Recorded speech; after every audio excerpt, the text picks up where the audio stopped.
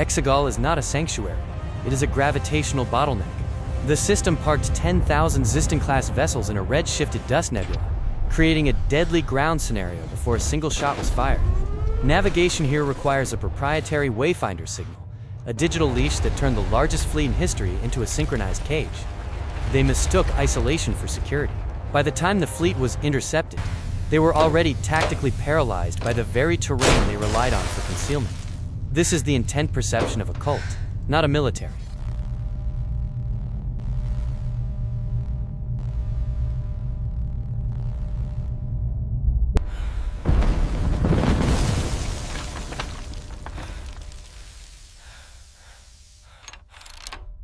The Ziston class is a maneuver of desperation.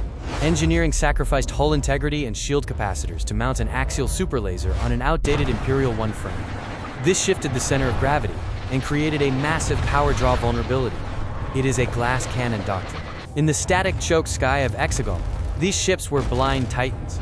We recognize the pattern recognition shift here. The Final Order prioritized the theatrics of power over the utility of war, building a fleet of targets that couldn't survive a localized breach.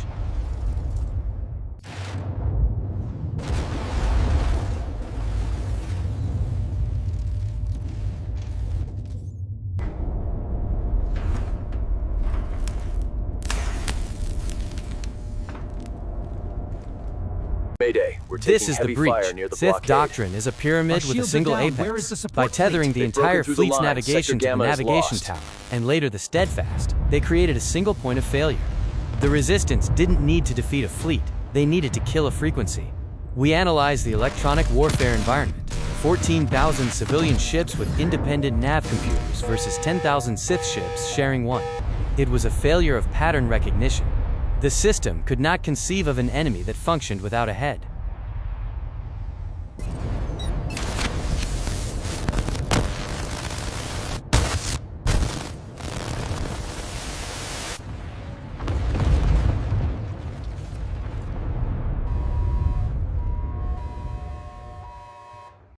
Physics is an unbiased interrogator. Exegol's atmosphere is a dense soup of metallic salts and static discharge. A Ziston cannot deploy its shields in the lower atmosphere without risking a total reactor overload due to the static drag.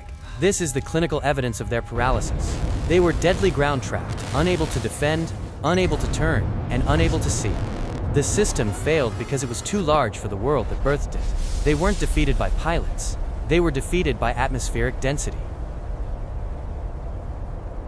Red alert. All hands, brace for impact. We are locked on a collision course. Hull breach imminent. Mayday, mayday, mayday.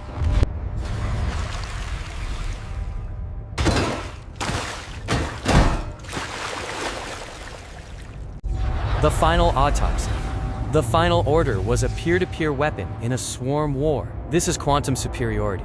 The Citizens Fleet represents a decentralized insurgency that the Sith hierarchy was not programmed to compute. 14,000 independent nav computers meant 14,000 paths to victory. As the fleet rains down in pieces, we see the ultimate strategic truth. Centralization is a target. Decentralization is a shield. We have returned the dignity to the viewer by proving that logic, not luck, dismantled the empire.